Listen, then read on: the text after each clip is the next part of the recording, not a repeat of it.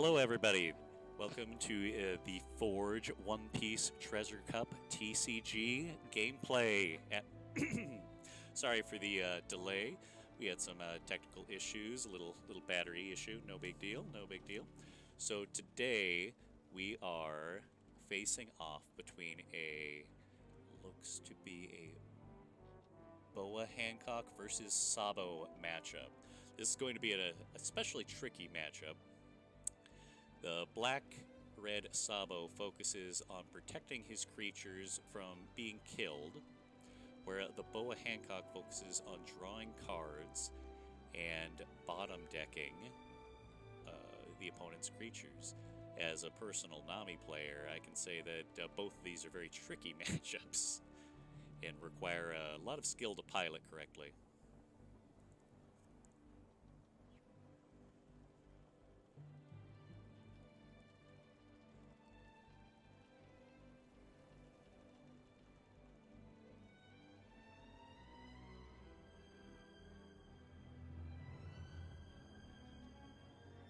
So the card that the Boa Hancock player is pointing out to the Sabo player is Gion, which is a very tricky card to play around because when it's your opponent's turn, if they play an event, they have to bottom deck a card from their hand.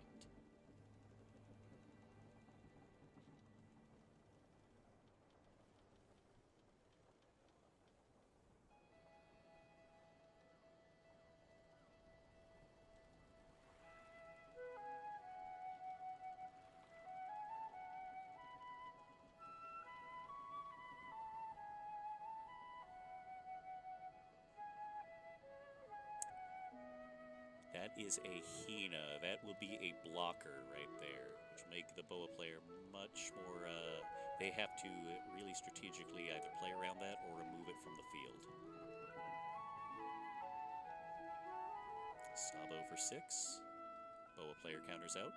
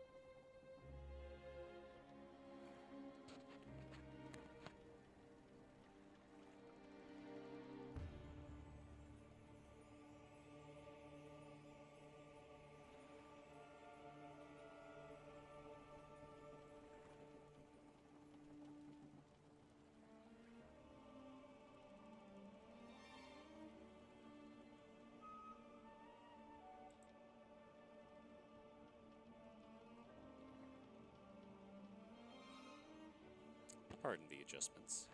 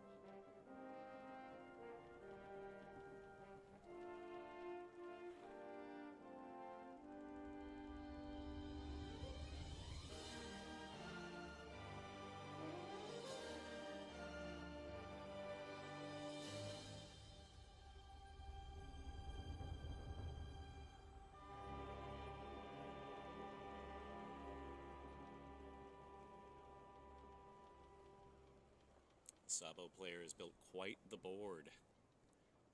3 characters.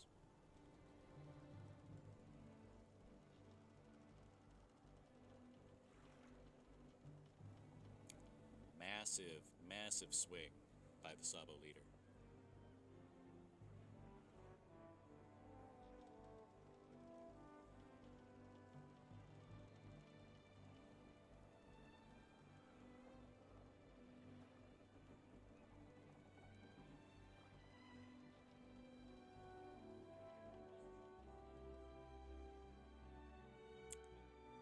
The Boa player is deep in thought about whether she should counter this out or take it. She is at 4 life.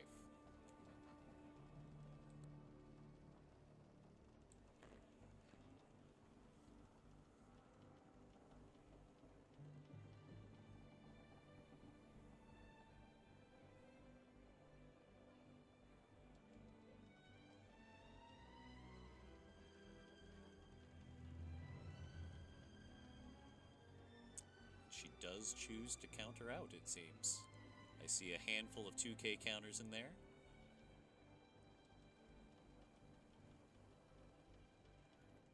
Choosing to prioritize her life.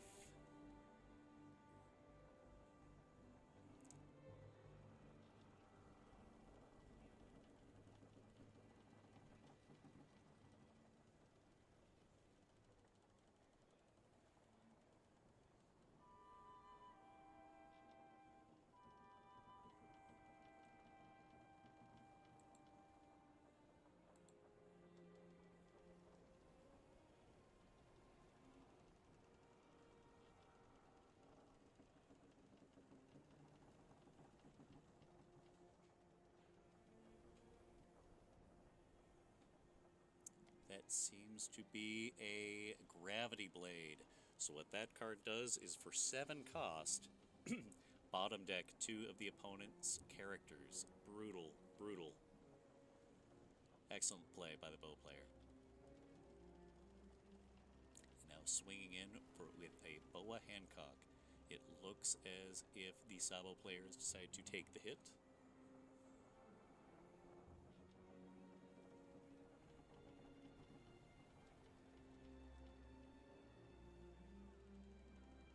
Swinging in with the Gion. Counters out. Swinging with lead, taking the hit. Sabo player down to 1 life. The Boa player is playing a Searcher, looking at the top 5 cards for a Navy type card. Or 7 Warlords, if I recall.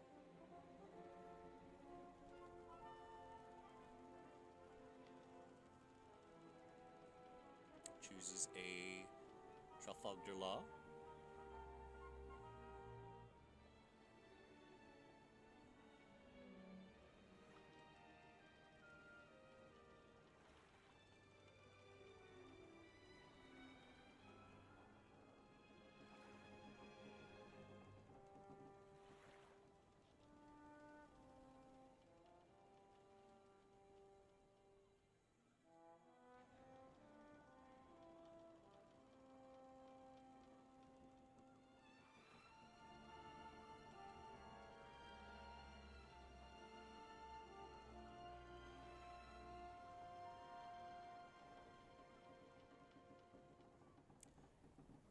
Sabo player is debating on how to play this down to 1 life. She has to be very careful to keep her defenses up and not overcommit to the board state, as the Boa player still has 4 life.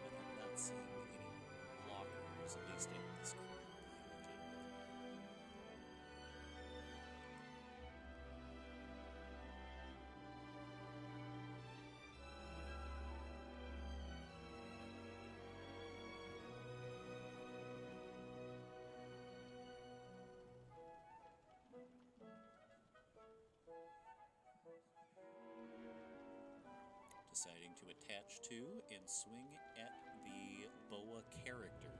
Smart play, reducing the amount of attackers that the opponent could have on the next turn.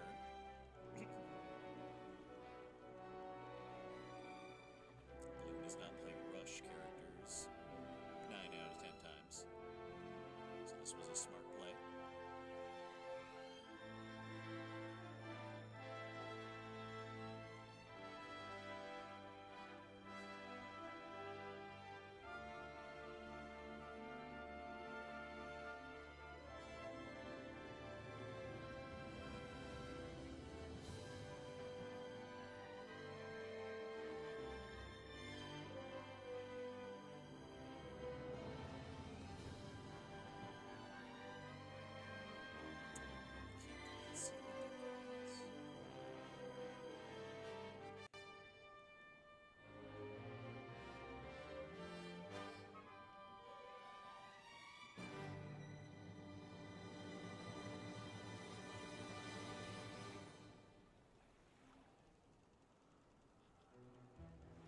Boa player untaps.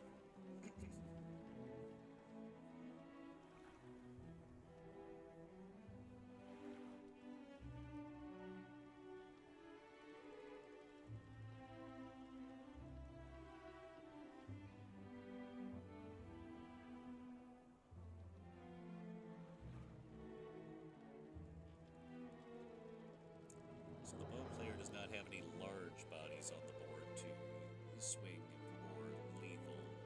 So she's, well, after tapping 9 dots, she may very well have a large body on the board.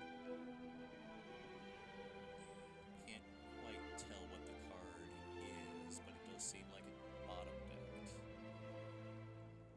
It looks to be a Mihawk. So that is a 9-cost card that gets to bottom deck another character.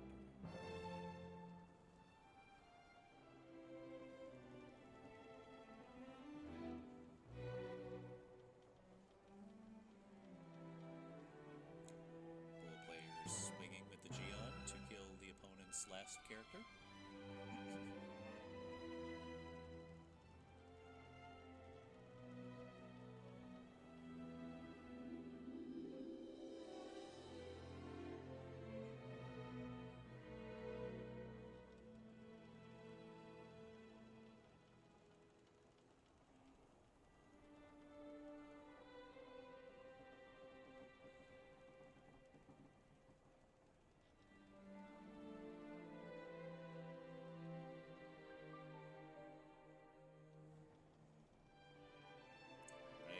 Sabo player needs some answers here.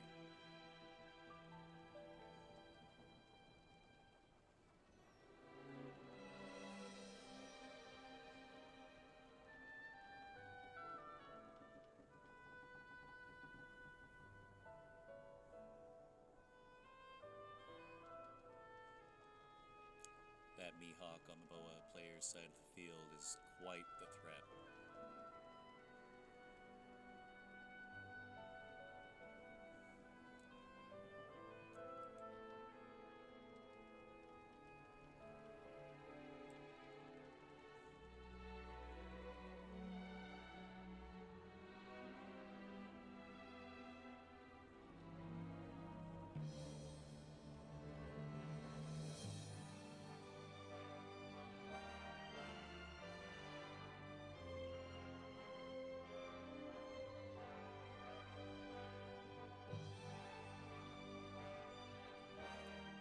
Sabo player deep in thought, has options available.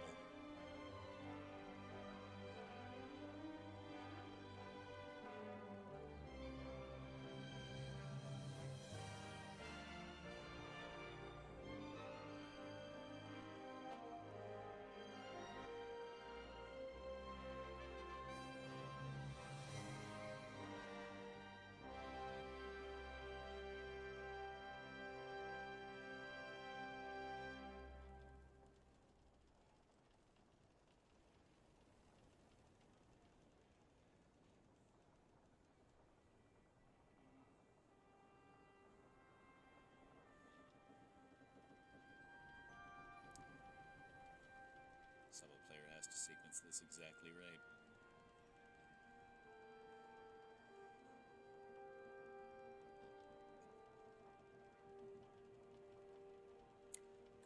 mate into the Geon. Smart play.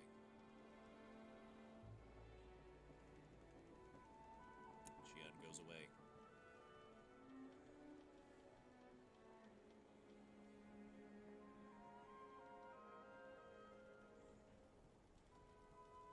Removing the big threat from the board. Excellent, excellent. Excellent play by the Sabo player. The remaining body on the Boa board is a Sengoku, is a non-threat, that is a searcher. While it could be stacked up with Dawn to swing, it's a lot less scary than the Mihawk that we saw before.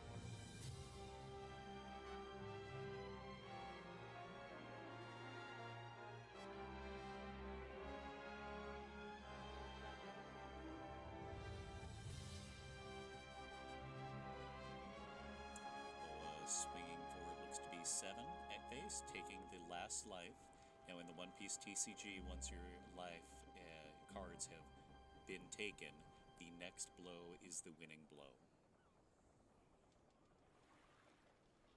So it would be a valid strategy at this point to load up the Sengoku with all of her remaining Dawn and attempt it, but she would be defenses down for the clapback.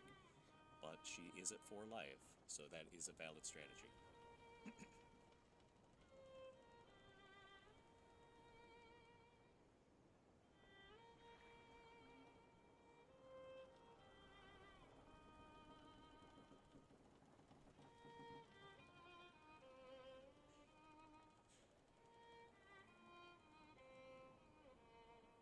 Alright, swinging with the Sengoku.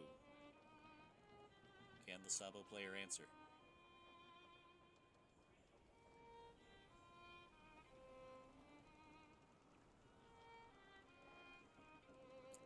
Looks as if that is the win for the Boa player.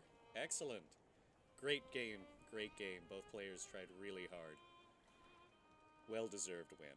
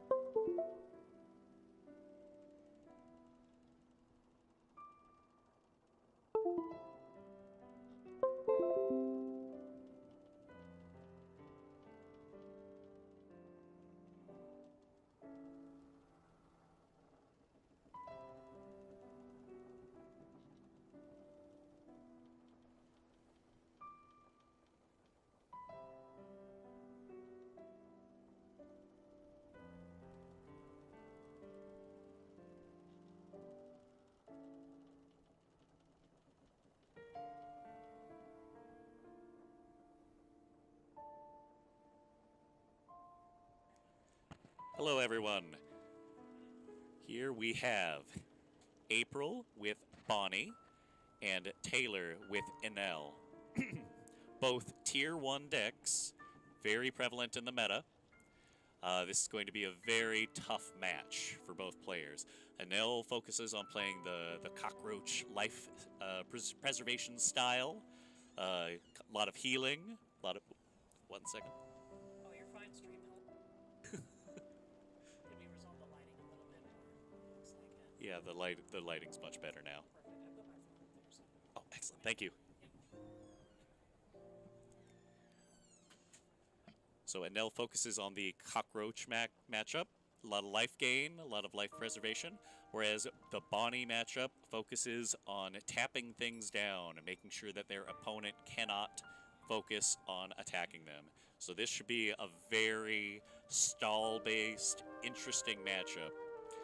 As to say who's favored here, they're both very good players. I think it's anyone's game. Here we go.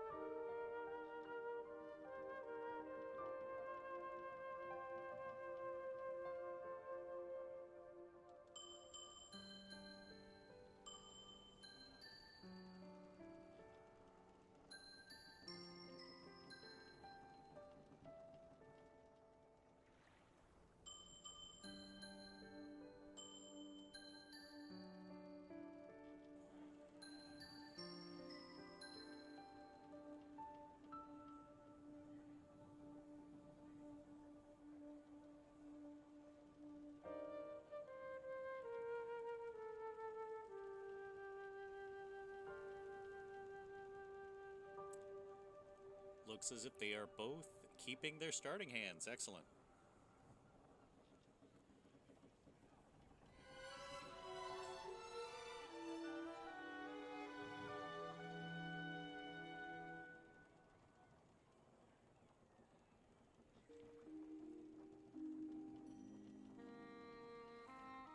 I love that crying Chopper Dawn. That is hilarious. I love it.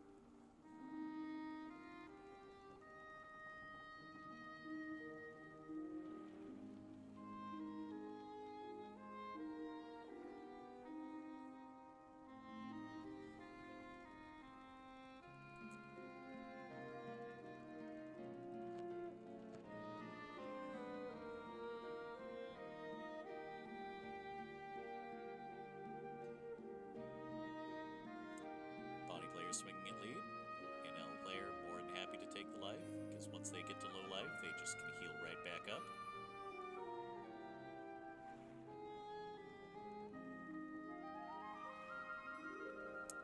Playing a Searcher, or tapping, activating the Searcher, I should say.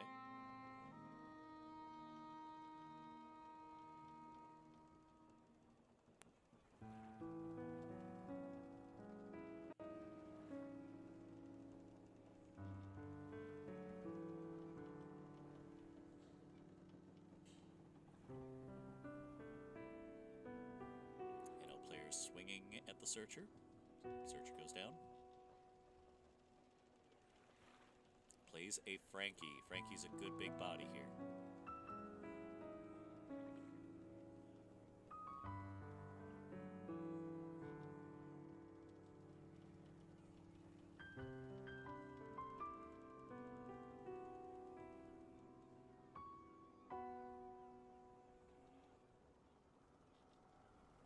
Searching.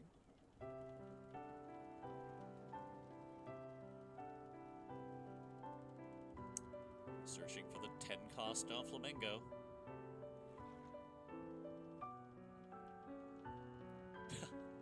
Hello, Steer Nip.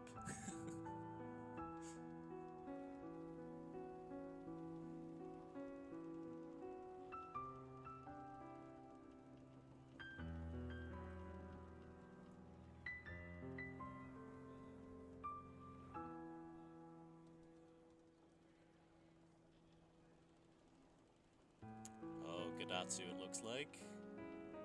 So Gadatsu's removal for the amount of the opponent's life. 5 life. Getting good range there. Good range. Cleared the Bonnie board. That's an L for you.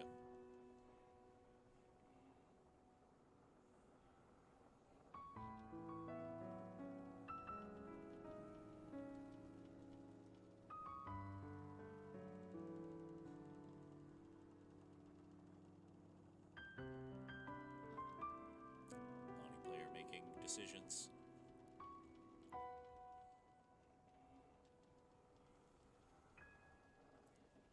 And is swinging for it looks to be 6.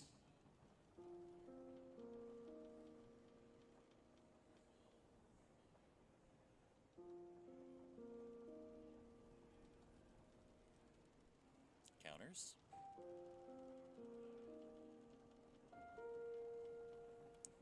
Playing a Bonnie.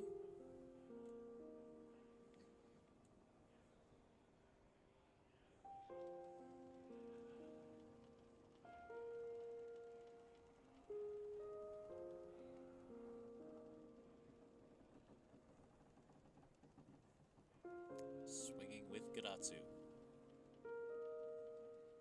Counters out. Playing the... Boy, that glare is rough. I cannot see what that card is.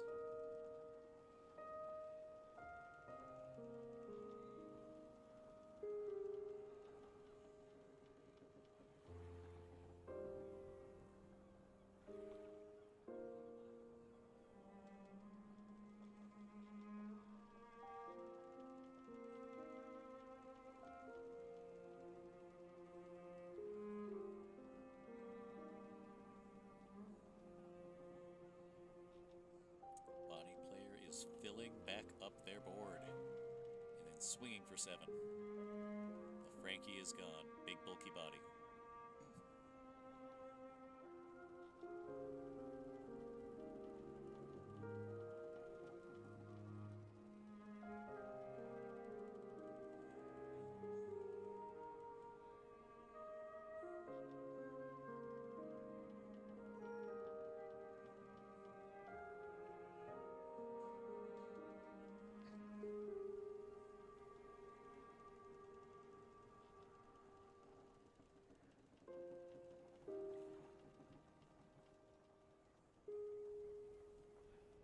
Bonnie player counters out. Oh, the Yamato play. So the Yamato can KO something on the field. I believe it's the total of both your and your opponent's life is it equals to the cost under that can KO it. Swing with a leader. Bonnie player lost a life.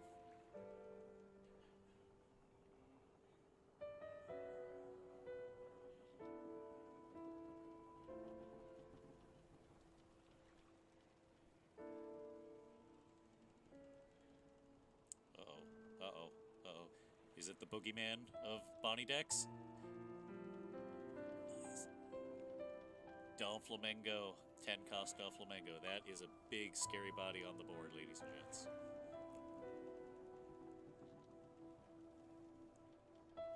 Gadatsu's down.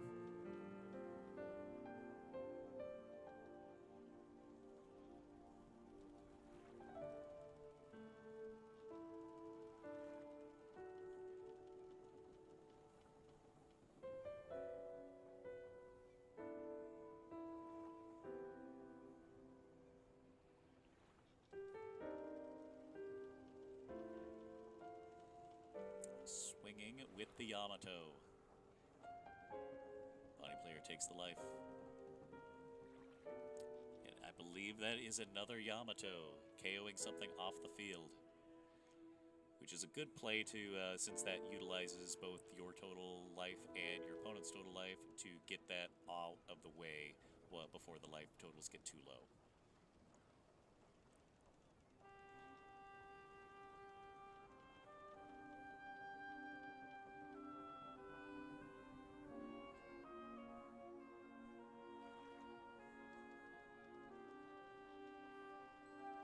Bonnie Searcher, good, good.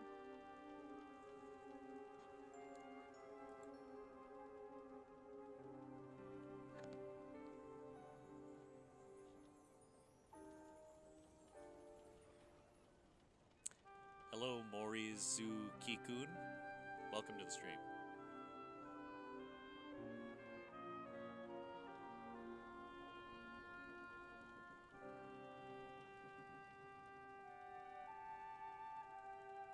Doflamingo swinging.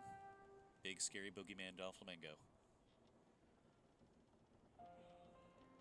Oh, and now player has event counters and raw counters.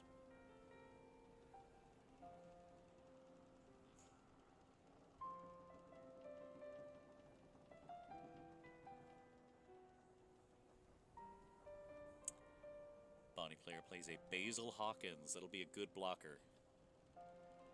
Not easy to deal with.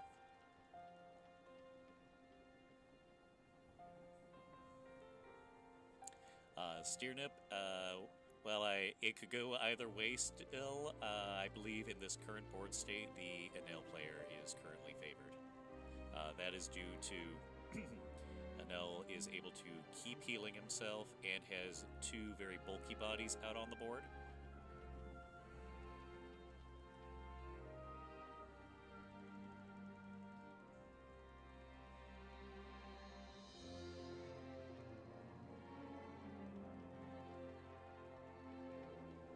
Still anyone's game, though. Especially if the Bonnie player is running the atypical 9-cost Zoro that can swing 3 times in a turn. That is a game closer right there. Bonnie player counters out.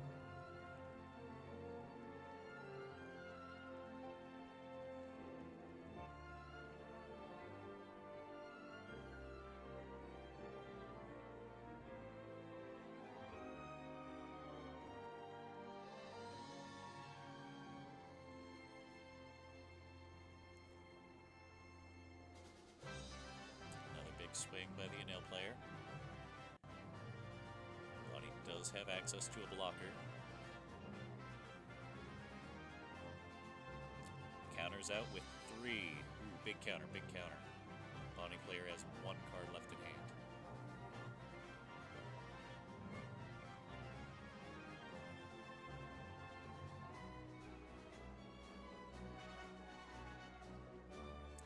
Third big swing.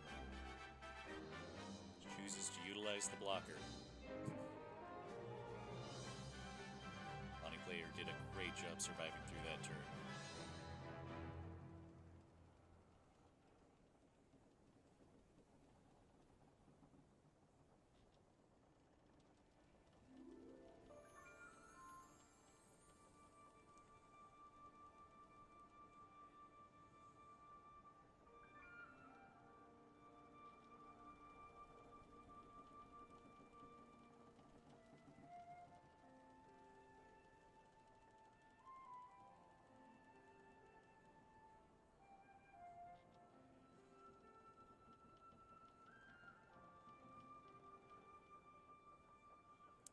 Body player activating the searcher.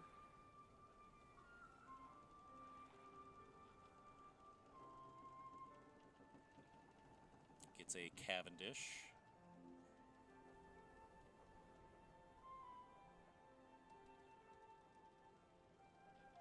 Plays the Cavendish. Searcher is great for being able to refill the hand.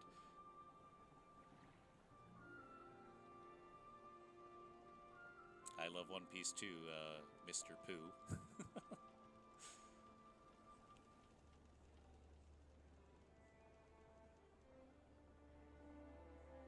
Bonnie players swinging with the big bad boogeyman. Who are they swinging at? Taking out one of the big threats from the NL player. Fine strategy.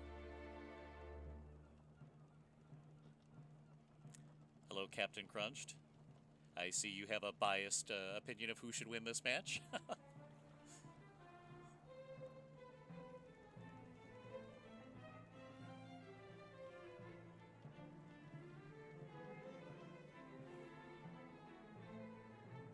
Body player has to be really quite careful here. Faye Femby, the Enel player, is the one on visually the left. The one with the yellow sleeves.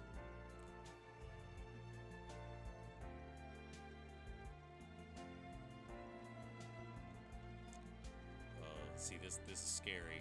He's swinging into the Doflamingo. Oh no, no. So the big bad boogeyman Doflamingo is unfortunately removed from the Bonnie player's board. That will put the Bonnie player on the back leg.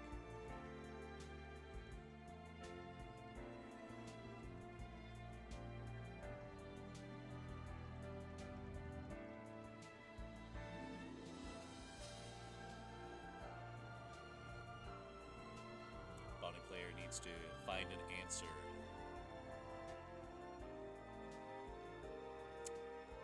Does the Bonnie player find it?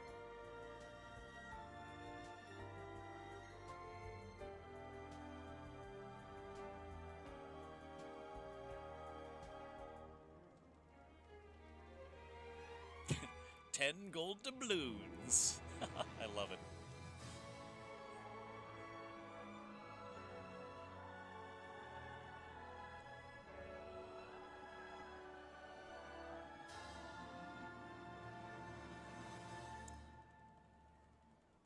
Bonnie player swinging at life, but for an Enel cockroach deck, he's capable of healing himself, and he got a trigger that put another bulky body out onto the board. Ooh. Both great players of the game. Both great players of the game.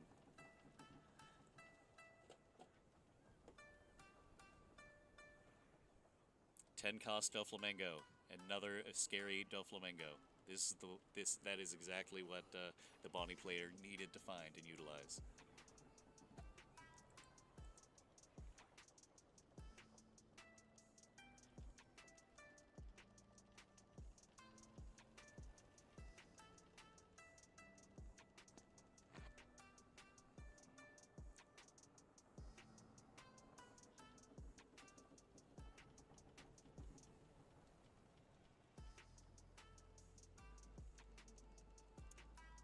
Dang, the doubloon betting over in the chat is incredible.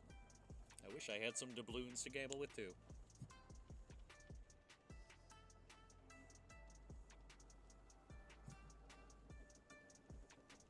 Oh boy. 10-cost yellow ace heals the Enel player and swings for a massive amount of damage.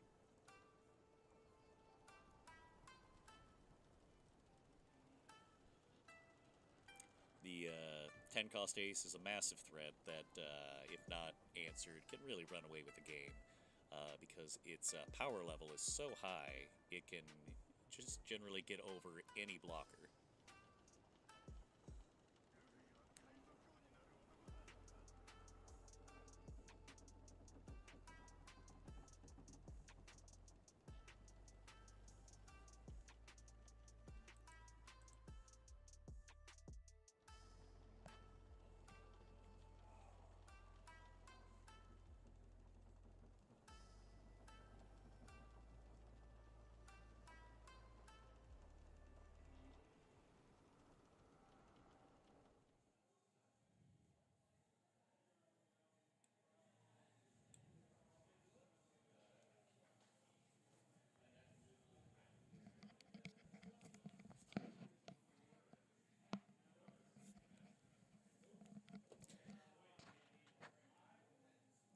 $60 on the blue player. Wow. It's unfortunate that it's a green versus yellow matchup.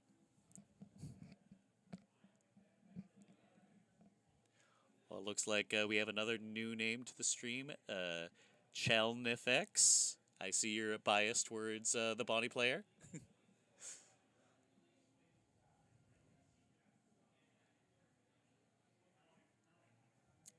Bonnie player deep in thought.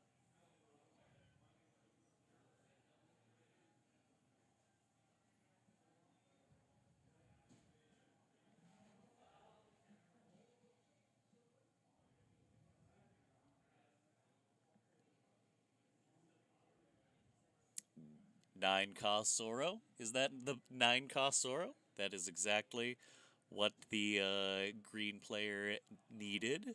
But is it too late? Oh, okay, okay. I understand what you're saying now, Faith Envy. Thank you.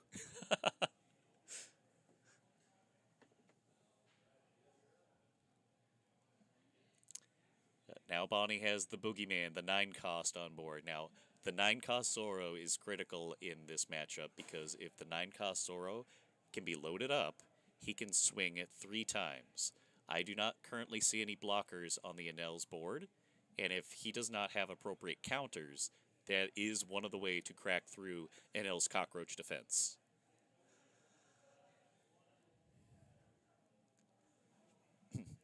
However, I'm sure the Enel player sees that scary boogeyman on the field, that green Zoro, and is trying his best to figure out how to get rid of that.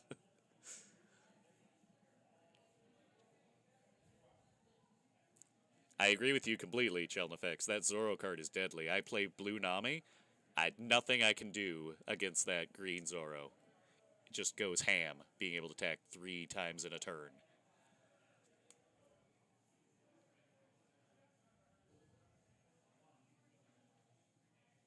Oh, good game, good game. Uh, so, great games. Both were played out phenomenally.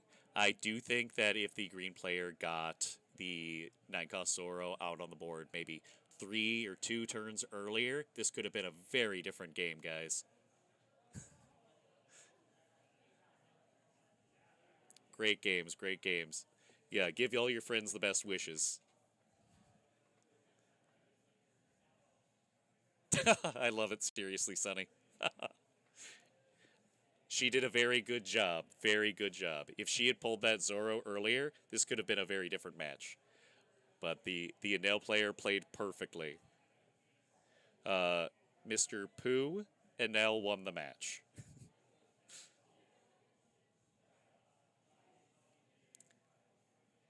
Well, all right, guys, we'll be leaving the stream on, but commentary will resume with the next match. Thank you all. Bye.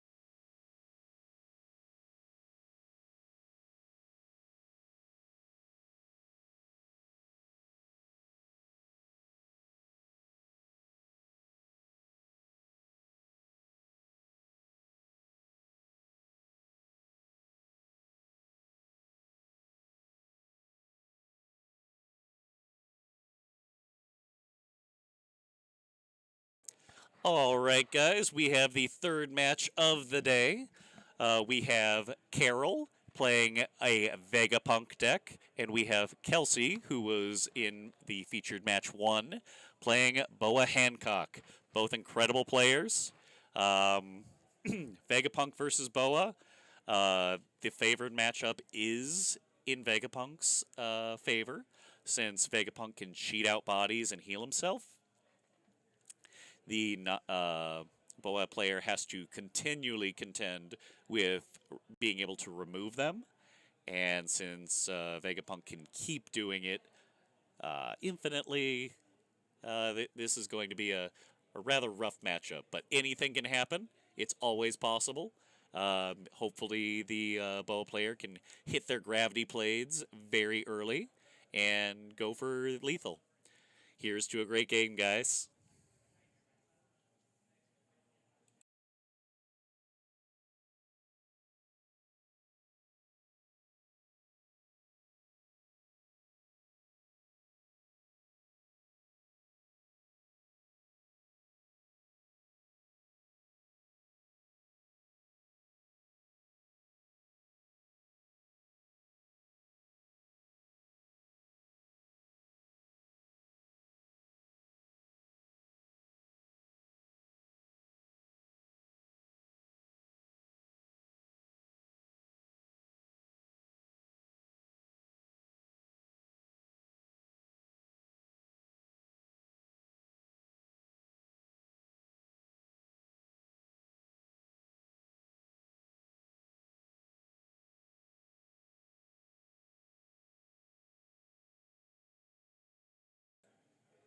Seems the Boa player won the roll.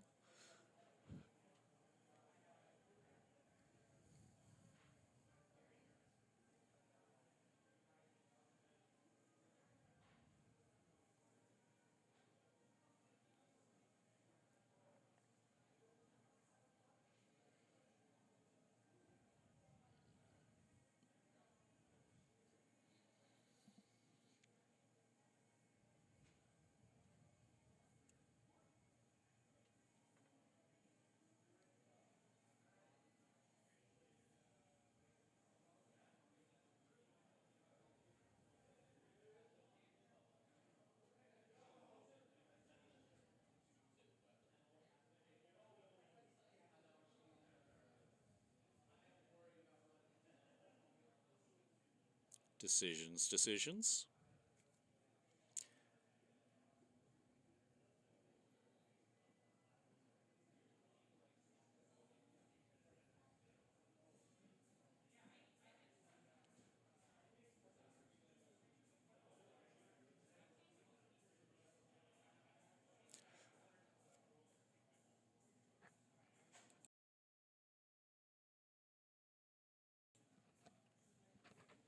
Playing a Kaya.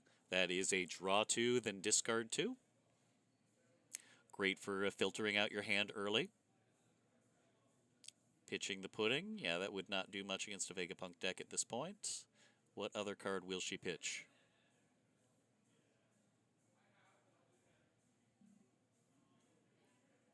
Looks to be a Jimbei, if I see that correctly.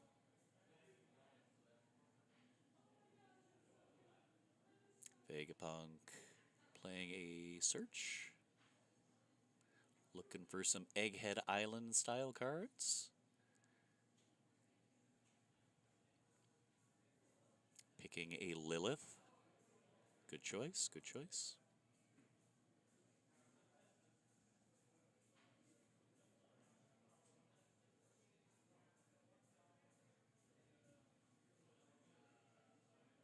Cheating a body out into the board as Vegapunks do.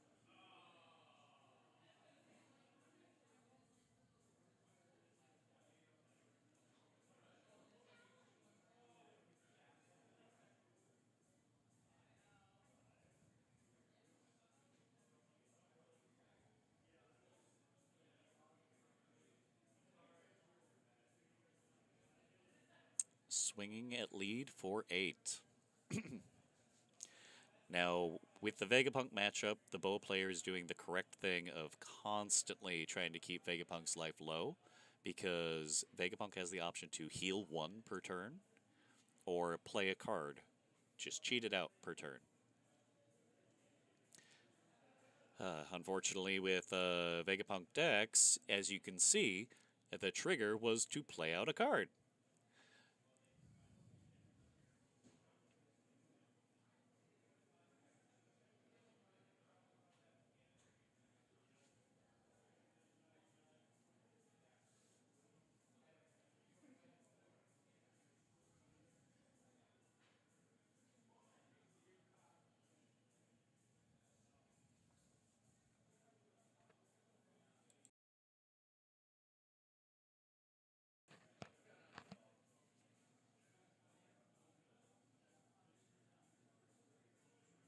Vegapunk player thinking.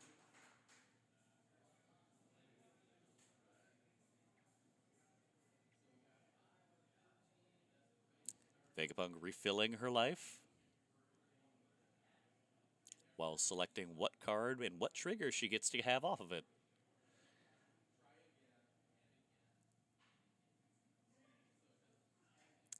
Vegapunk swinging for, I believe it is 6k. Boa player takes a hit.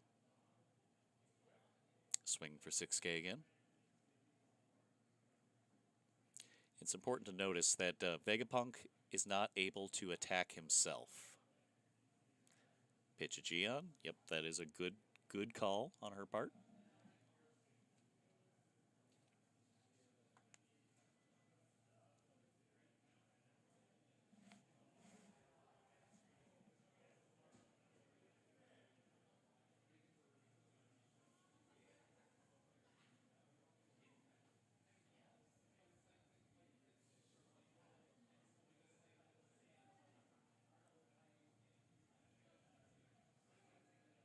Boa player swinging for 6.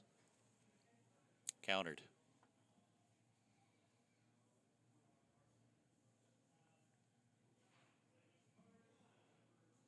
Playing out a... I can't quite see the first card. Second card is an Edward D. Teach.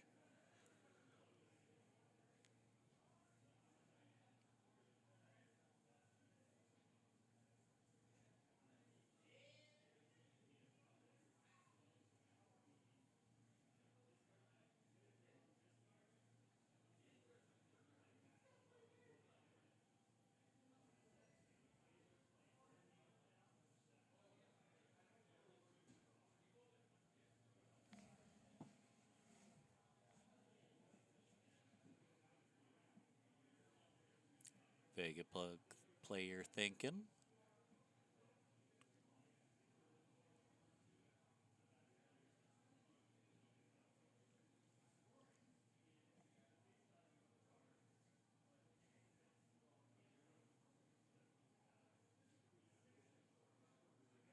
Swinging with Luffy for 6.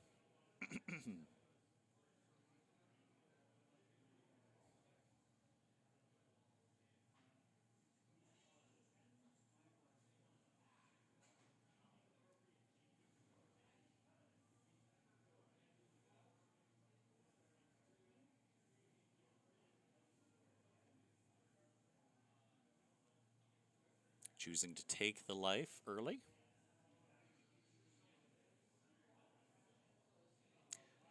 Now, the Egghead Luffy's ability is the Egghead player can choose to sacrifice that and kill something else on the board. So, well played to use it to attack and then sacrifice after.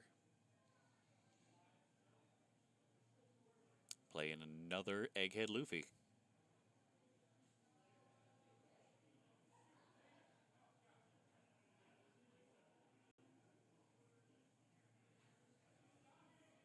Countering.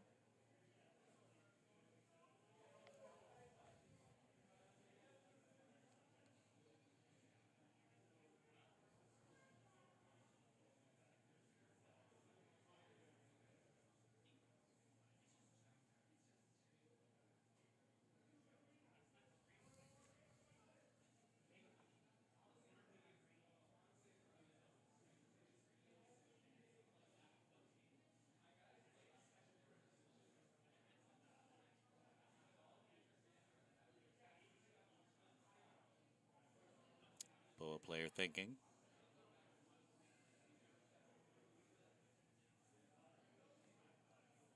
A gravity blade would be excellent.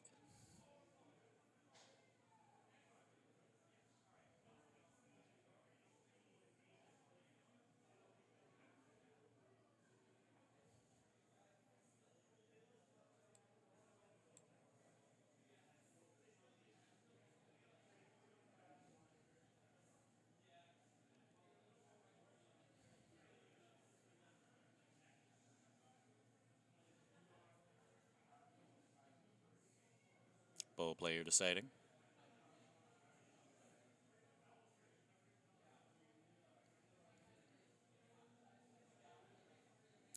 Swinging 7 at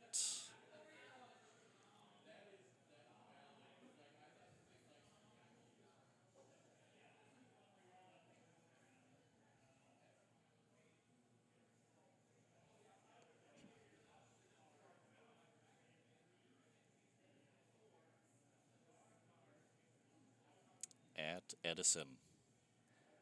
It's good to keep applying the pressure, keep their board clean. Playing a Sengoku Searcher. Look for a Navy or 7 Warlords type, if I recall.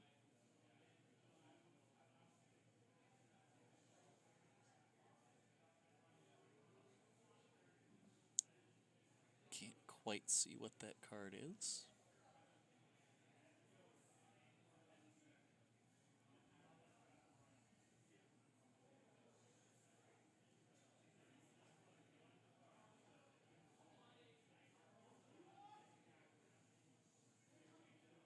Playing a Jimbei and cheating out Gecko Moria. That is what the card was. Gecko Moria.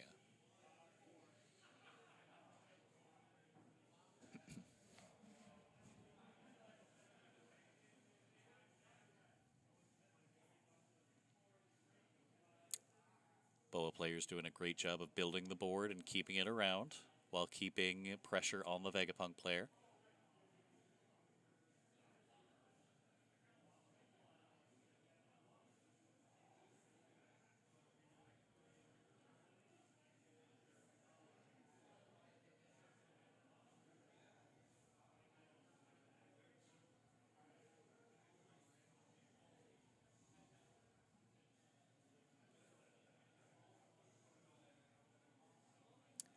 Up to 4 life for the Vegapunk player. All of the heals.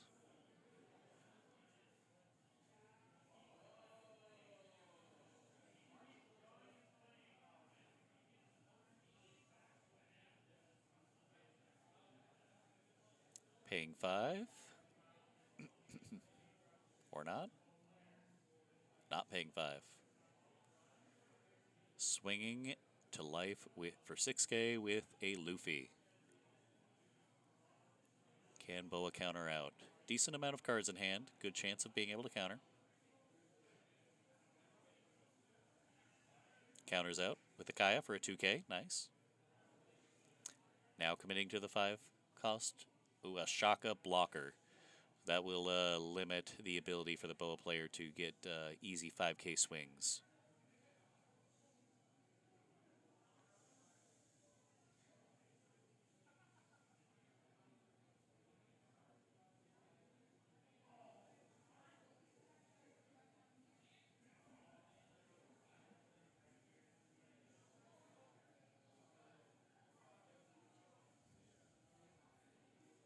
Boa player has a fair bit of options here with the amount of bodies on board.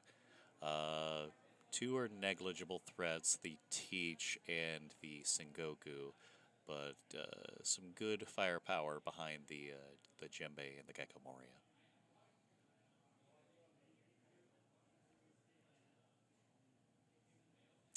Asking to see what is in the Vegapunk trash to see what options she may have in her hand.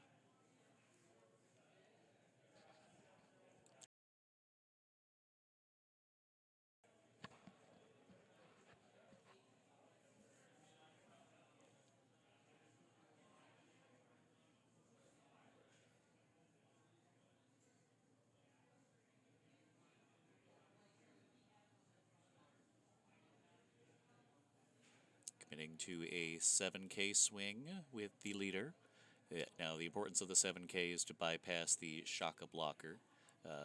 Egghead player choosing to counter out directly to protect the Luffy. Smart play.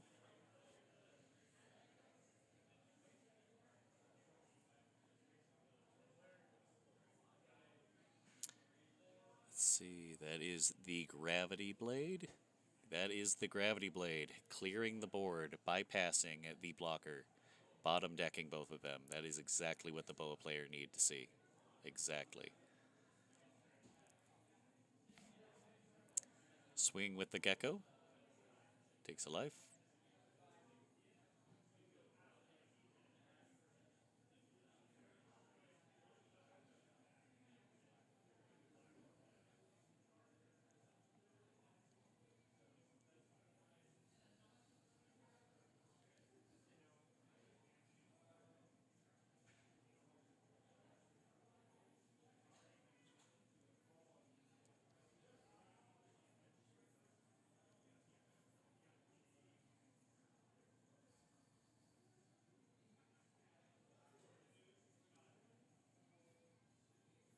Playing the Egghead stage card.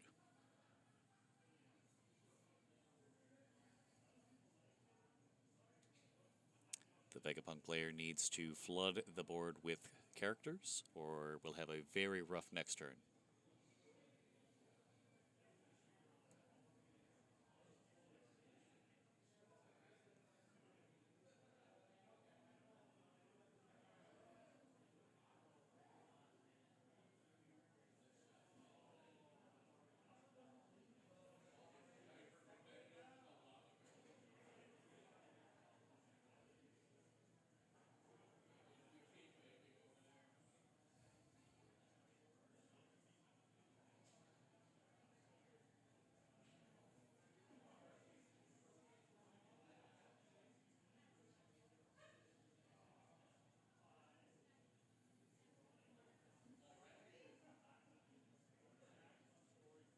Vegapunk player deciding on how to best fill up their board.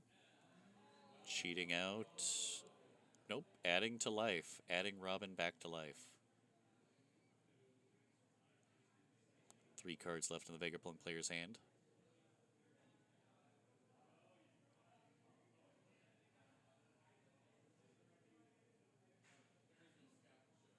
Playing 5 to play a Gadatsu. Killing the Sengoku, which is more or less fine to the Boa player. It's an on-play Sengoku. No real benefit to leaving it on the board.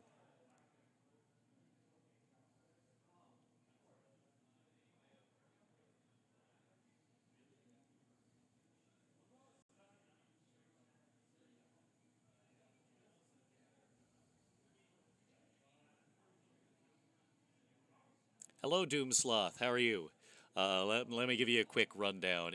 This is match 3 of the Forge Treasure Cup. We have a Vegapunk versus a Boa Hancock matchup. Statistically, the Vegapunk is favored. However, in this current board state, the Boa player is doing phenomenally at keeping the Vegapunk in check. So it's anyone's game.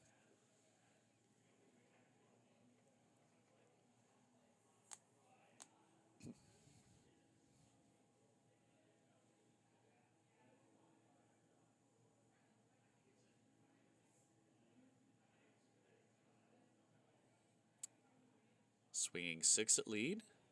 Vegapunk player taking the life damage, taking the trigger.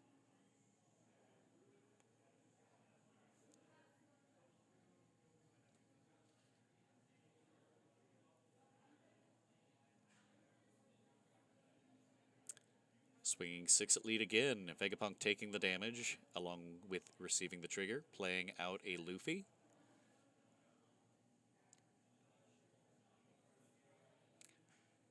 Oh. The Boa player has played the 9-cost Mihawk. That is the bomb for her deck, which removed a creature from the opponent's field. Phenomenal draw. Phenomenal draw.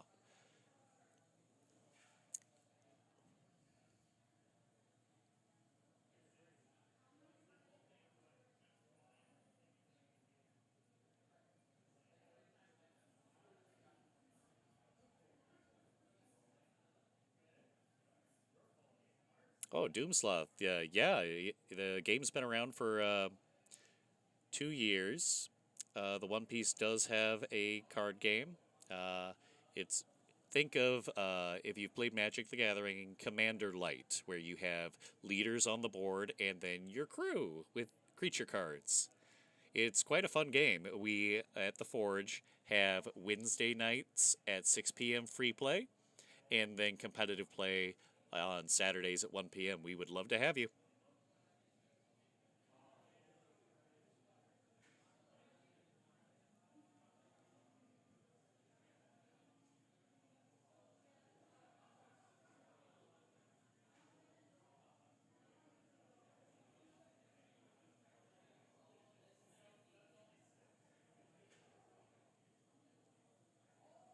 Vegapunk down to 1 life, but has 3 bodies back on board.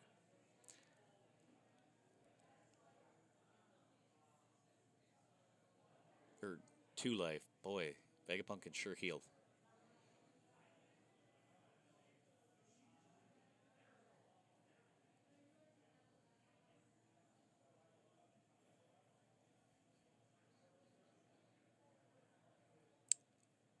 Adding another life, back up to 3 life.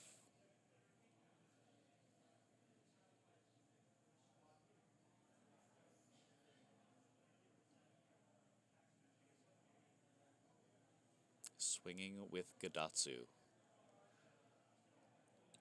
Into the Gecko Moria. Will she be able to counter? Yes, she was able to counter. Good counters, too. A pudding would not do much into this matchup due to Vegapunk's low hand size.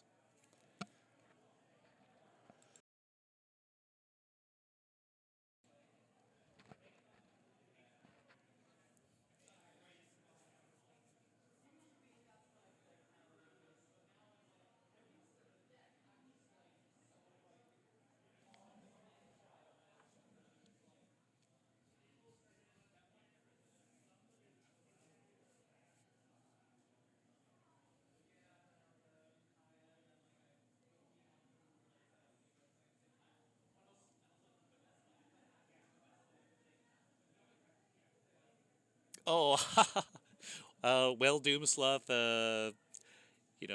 what country are you from? Well, we might have webcam tournaments in the future, so you might have a chance if you have an interest in One Piece. But yeah, not living in America certainly does decrease your odds.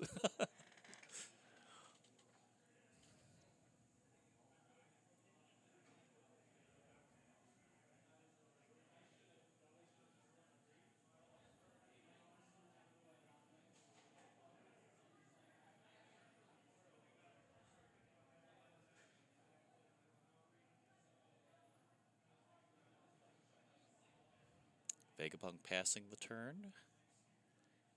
If there is a Gravity Blade in the Boa Hancock player's hand right now, that would be a blowout. Gravity Blade would do so much work right now.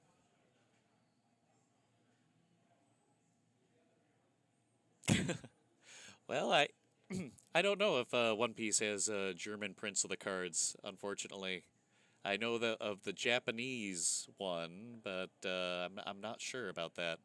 Might be worth a Google.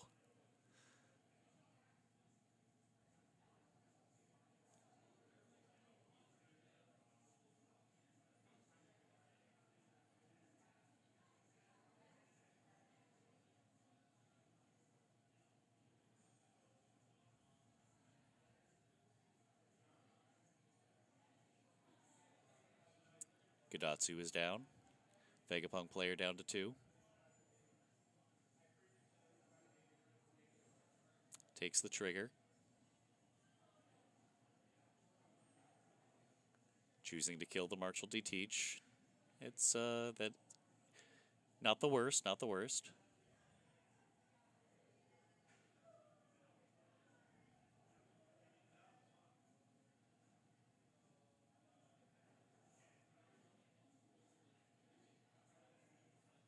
Swinging with I want to say Jinbei.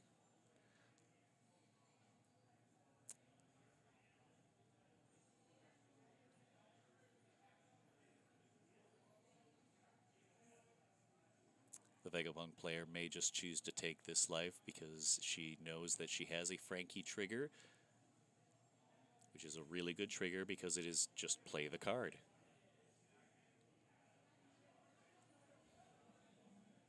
Swing Boa for 5.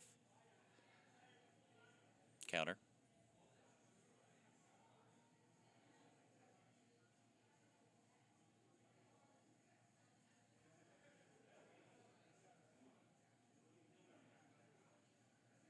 Oh, okay. I get that, Doomslot. There is a lot of lore in One Piece. 25 plus years worth of lore.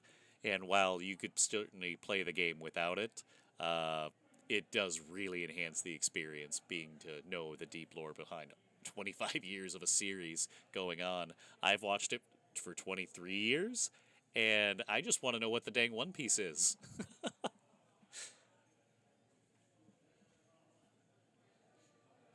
Boa player has done a great job of keeping the board clear. Vegapunk player down to 1 life. Still anybody's game. If the Boa player lets up for even 1 turn, the Vegapunk player can just refill their entire board. Very difficult to deal with.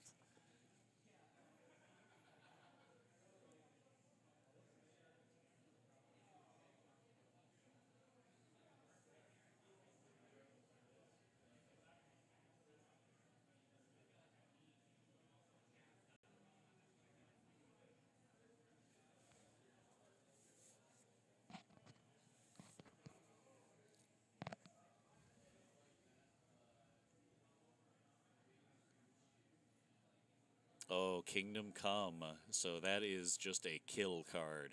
That is some heavy removal.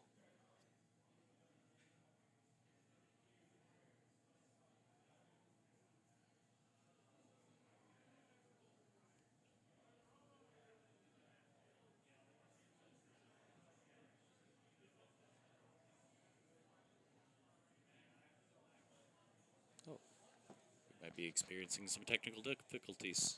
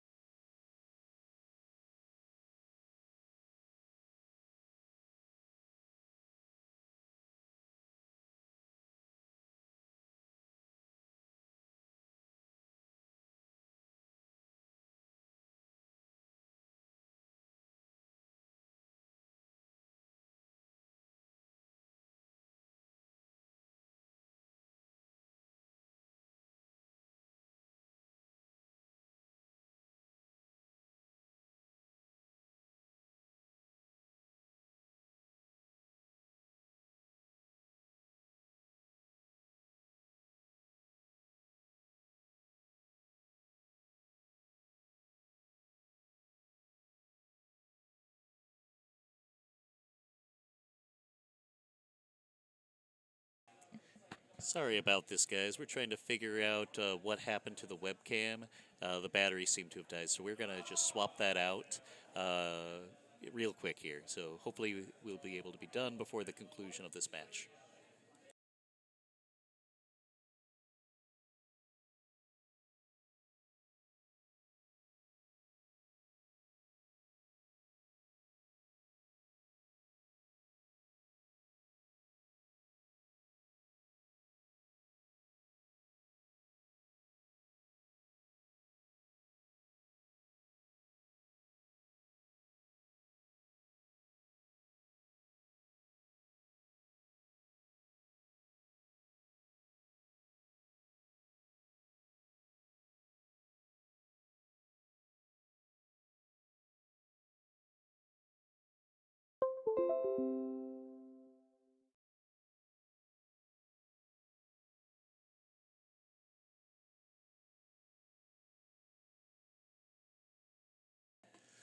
All right, sorry about that, guys. So yes, we can blame Carol for breaking the webcam. No, no, no. It was just a dead battery, but we got it swapped out, and the match is still going on. So let me catch you back up to speed here.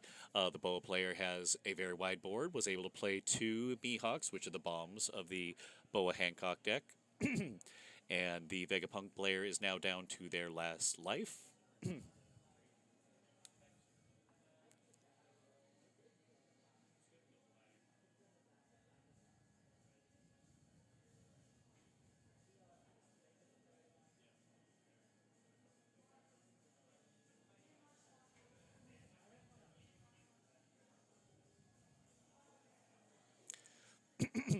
The Vegapunk player has a blocker available to them.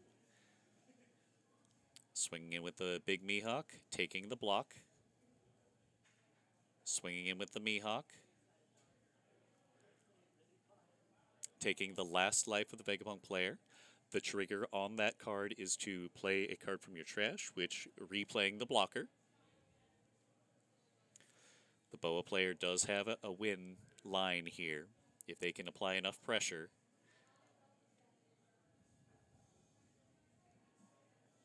Swinging 10k at lead, taking the blocker.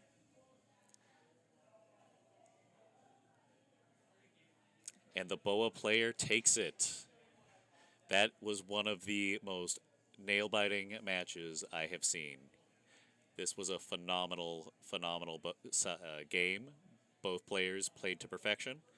Um, this was one for the books, guys. Well, we will be resuming commentary with the fourth and final match that will be for the Forge Treasure Cup. Thank you all for watching Match 3. I'll see you with Match 4.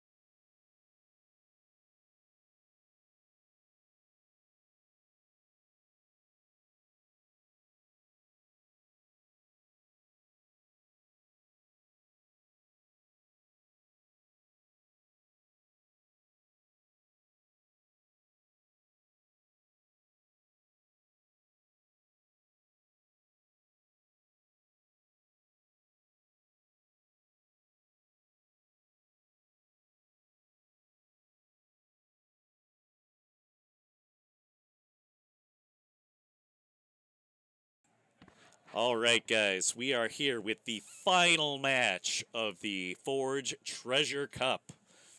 On the left side of the screen, we have Dan playing Bonnie. And on the right side of the screen, we have Kelsey, who has been in 3 of our featured matches already, playing Boa Hancock. Both of these players are undefeated.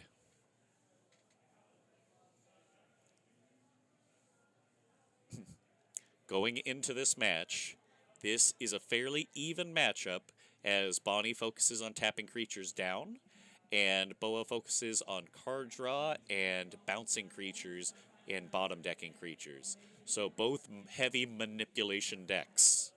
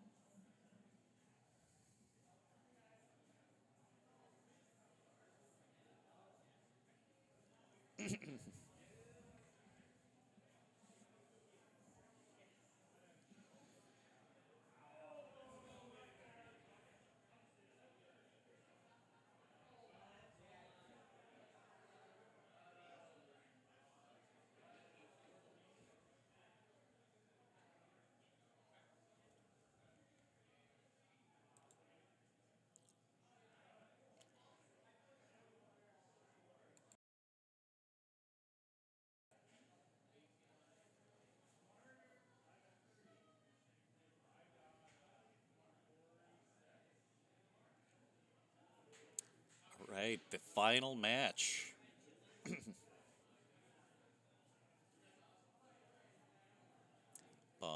Boa player deciding to mulligan.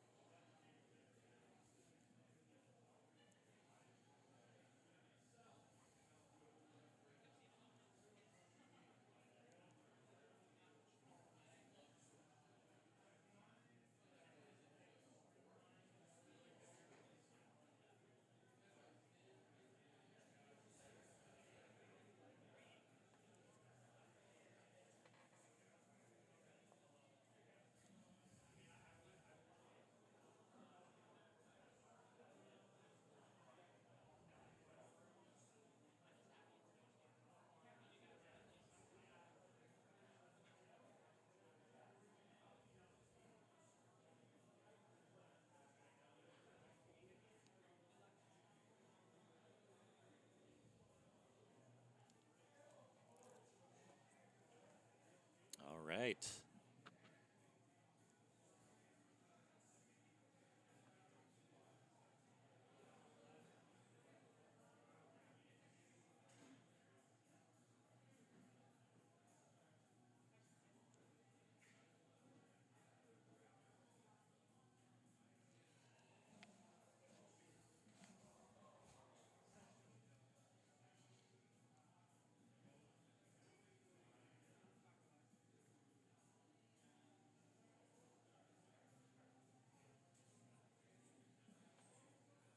Bonnie player putting out a searcher first turn. Great play.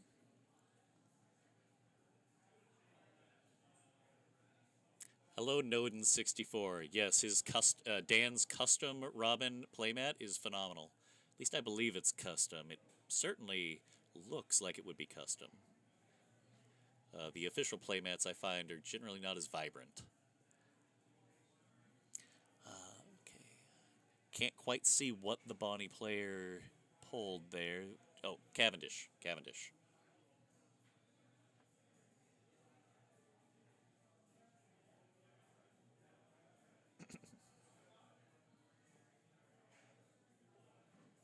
Again, this is the finals of the Forge Treasure Cup.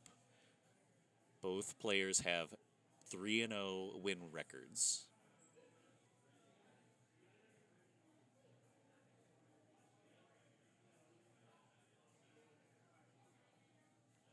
Both players swinging for 5K. Getting rid of the searcher. Smart play. Thing with the Bonnie deck is leaving the searchers unattended they can quickly gain massive card advantage. In return, the Bonnie players swing 5k back at the Boa. With a hand size that large, probably an easy counter. Yep, countered out. Cannot quite see what the Boa player is playing due to that glare.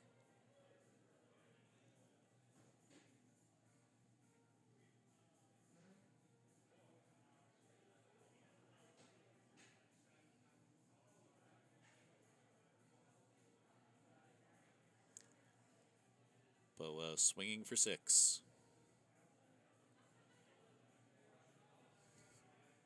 Bonnie player taking the life.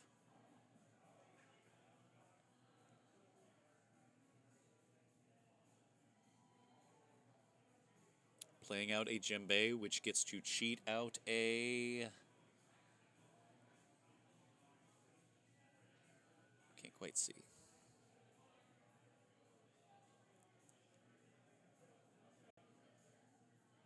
Wrong djembe. Not the djembe I was thinking of.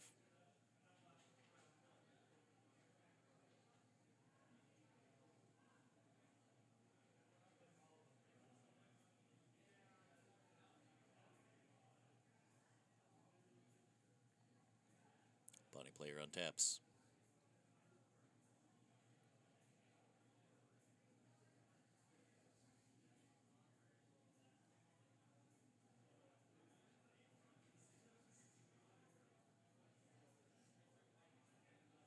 Playing the Cavendish.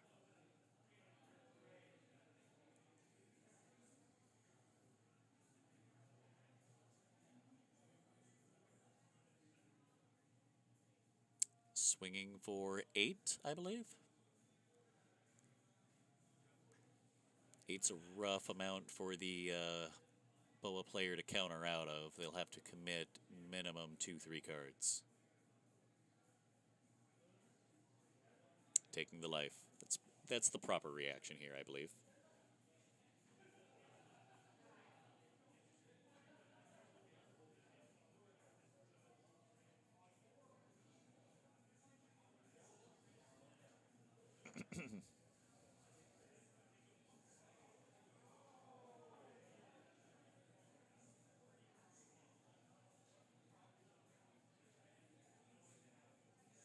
Fistful of cards on the Boa player side.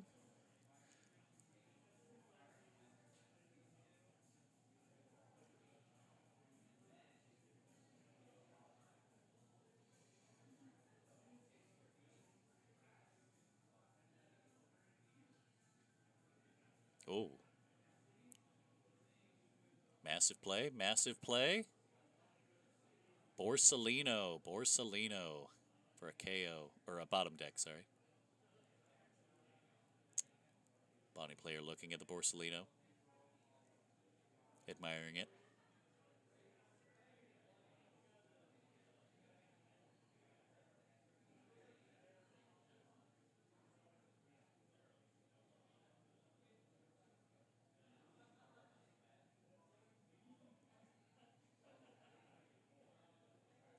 Oh boy, the Bonnie player is doing a big tap here.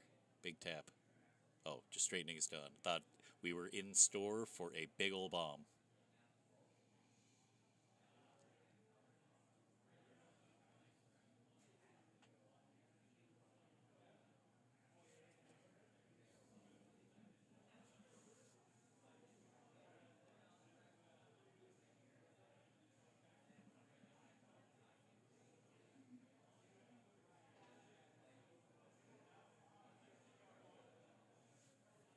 Tapping 9. Okay, it is the bomb. It looks like a Hody Jones, and he's choosing to tap both of the opponent's characters.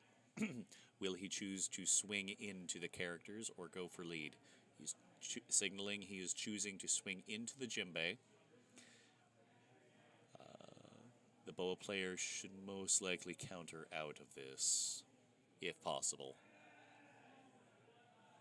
Keeping the board state is fairly important at this point.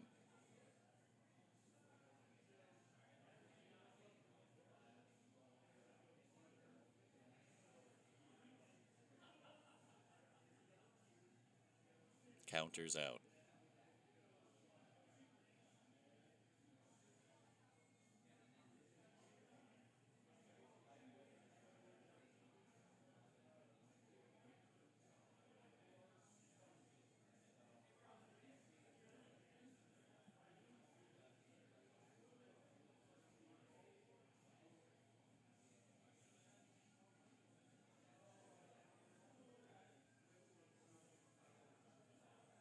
counters out. Smart play, smart play. Both of these opponents are playing very, very intelligently. You can tell that they're both very familiar with the game. Swinging at the djembe again. This is the correct play to reduce the opponent's 2K counter. Really protecting the djembe. Still the correct play.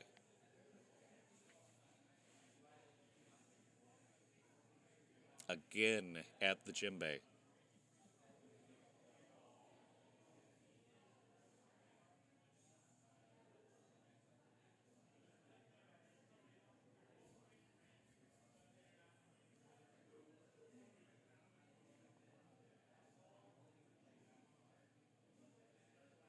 Djembe finally goes down.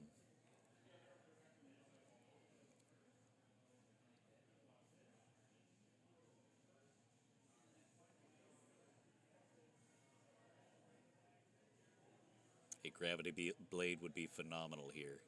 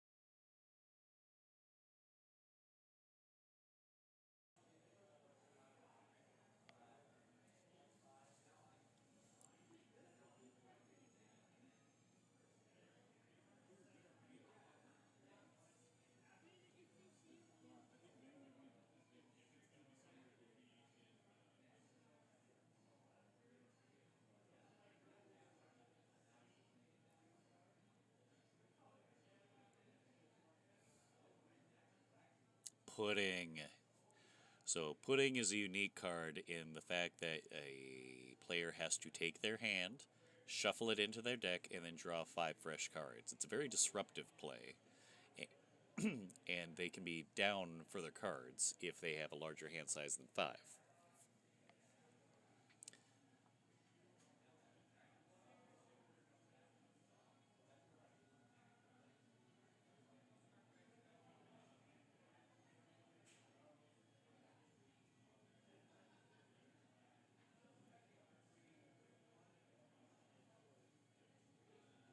Ooh, what's the Nami player, or not Nami, what's the Boa player choosing to do? Swing mightily.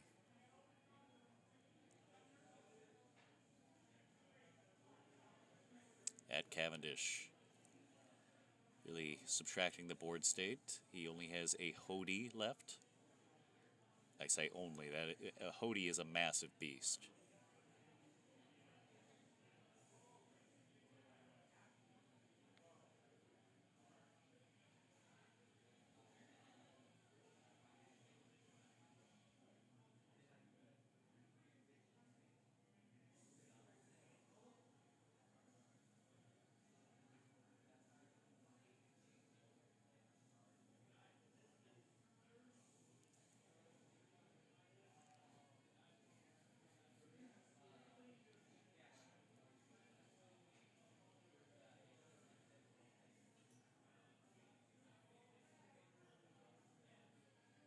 Tapping 7.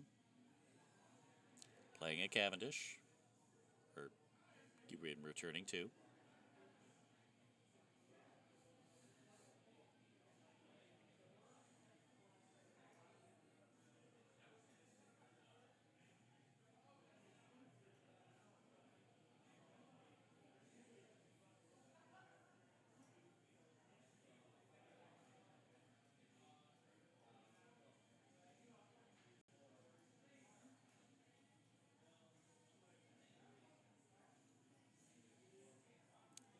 Bonnie player parsing out their Dawn. Swinging with the Hody. That is a 10k swing, I believe. That is going to be very difficult for the Boa player to deal with.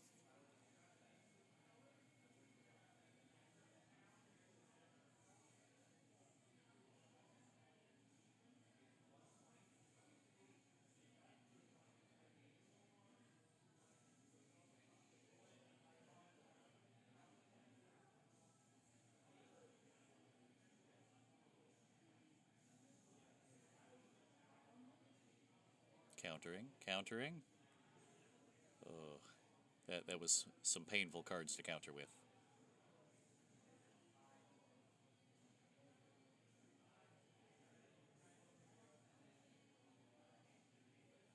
Swinging 9 at lead. Countering.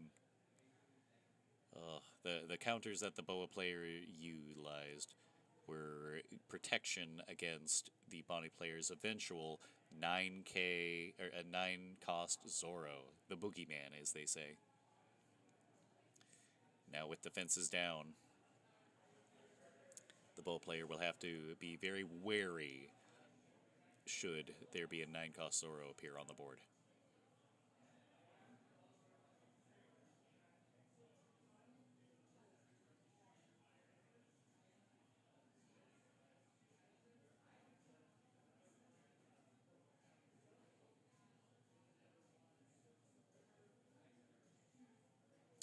Boa player deciding exactly what to do.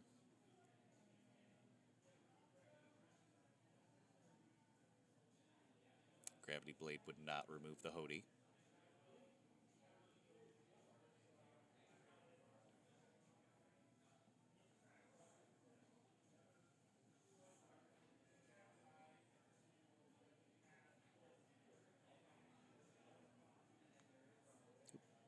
Boa player swinging big.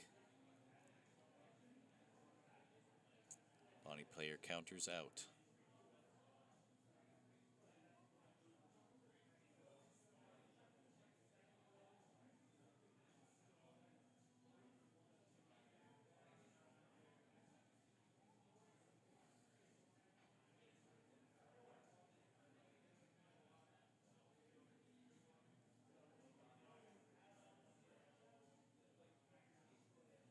Swinging big again. Body player counters. Body player still has a healthy amount of cards in hand. Oh, Boa Hancock has a great ability to make the opponent, one particular opponent's character, not be able to attack the next turn as long as there is not a Monkey D. Luffy on the battlefield. She is shutting down that Hody.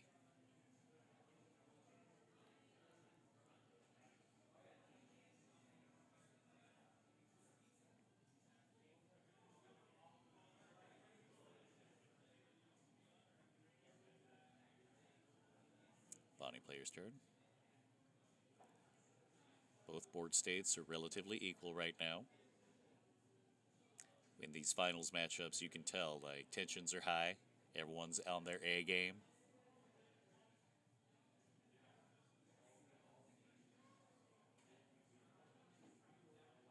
These are both amazing players.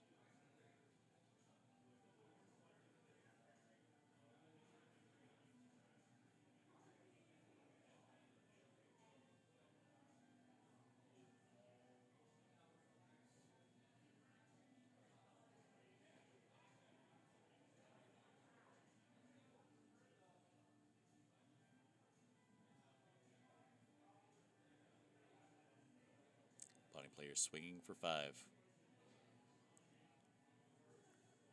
Boa player takes the hit. Oh, 9-cost Zoro, the boogeyman. Things just got significantly harder for the Boa player. Unless she can find a potential secondary red rock, this is going to be a closer. Boa player takes another life.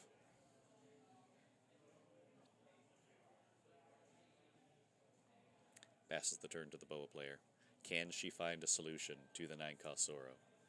The 9-cost Zoro is capable of attacking 3 times in one turn.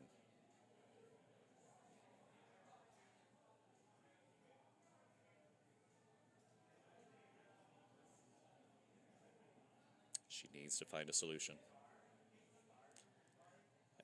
Another Boa Hancock might buy her a turn to dig for another red rock.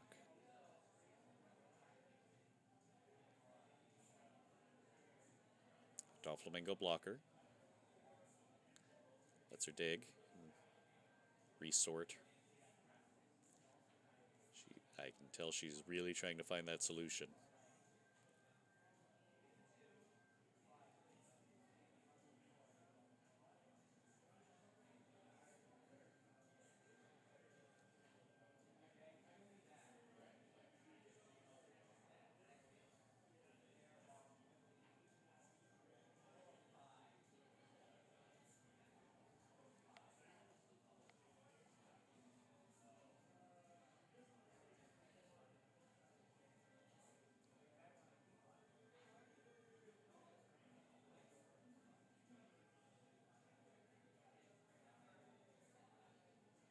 Rolling the sleeves up. Things are getting real.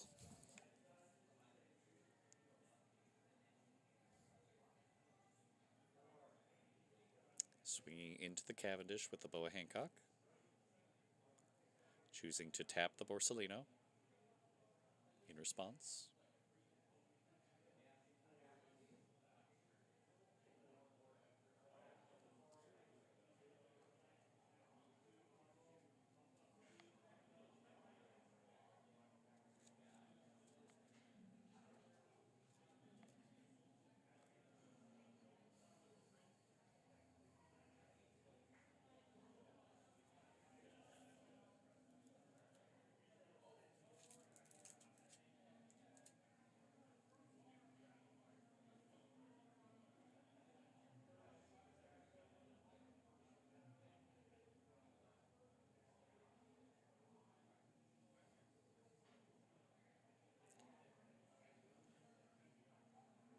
Swing for 5.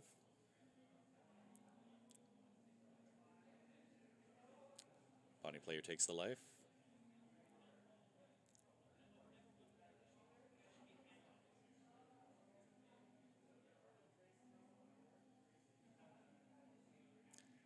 Okay, so the Bonnie player has quite the advantage right now. The Boa player has 2 tap down creatures at 2 life.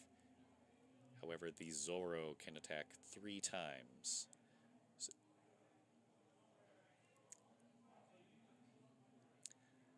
But as you can see, the Boa player has 3 cards. Depending on the amount of counters in those cards, the Bonnie player may not want to go fully defenses down to commit to the win this turn.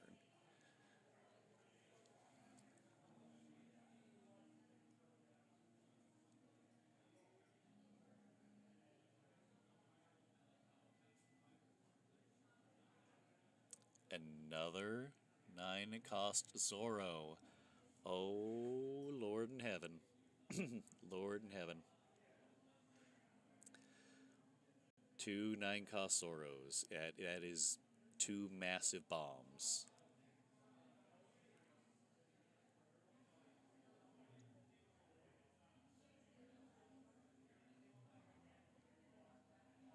Swing with Bonnie. Not swinging with Bonnie. Swing with Bonnie for nothing else. Should be an easy counter out for the Boa player. He's baiting out as many counters as he can before he starts swinging with the Zoro.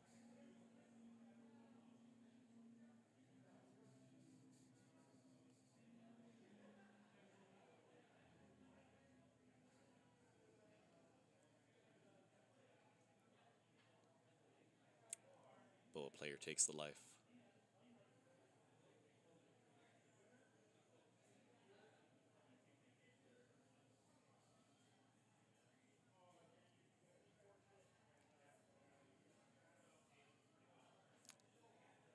Swings.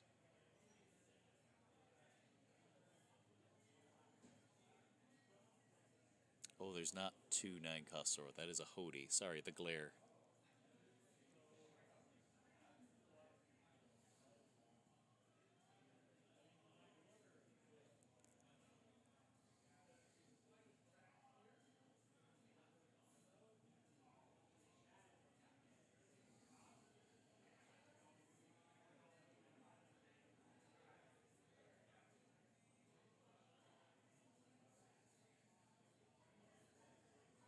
Hopefully the Boa player can find a red rock to try and make a solution for this.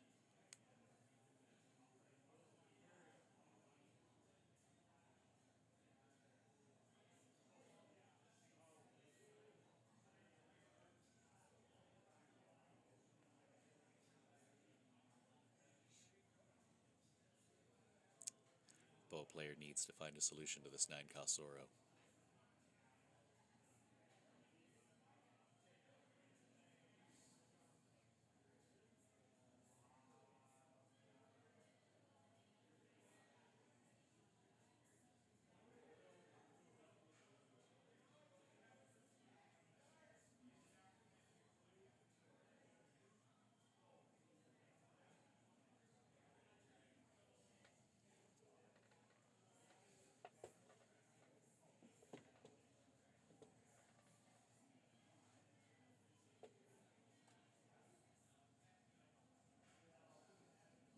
One Piece players, you do have enough event packs that if you place a hot wait, you will receive 2 event packs, not just hot or please wait for the final standings. Thank you.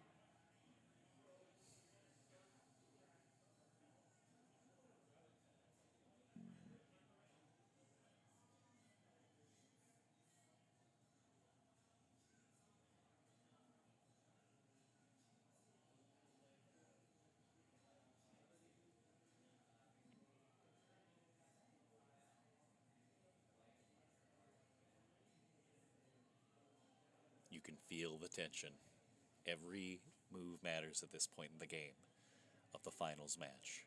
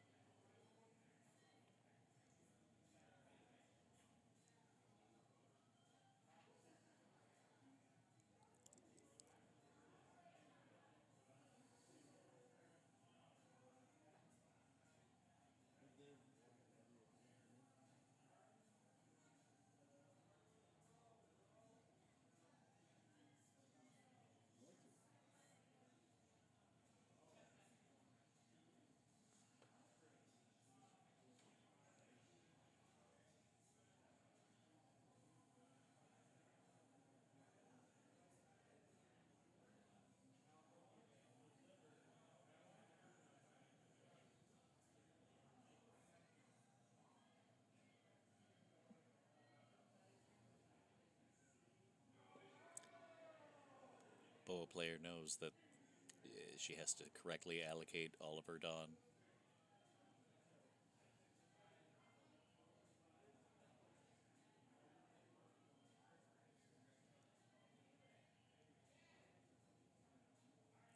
Massive swing. Massive swing to clear out the Hody. Massive swing to clear out the Cavendish. I think that was the correct play.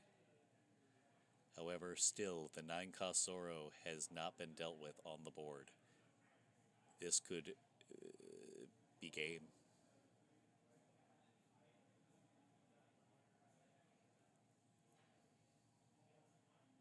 Final life. And then the 3 swings of the Zoro. Blocker taken. Second swing. Can it be countered out of? Nope. That's it. The Bonnie player has won. That is Dan, the Bonnie player, who has won the Forge Treasure Cup Championship. Thank you all for attending.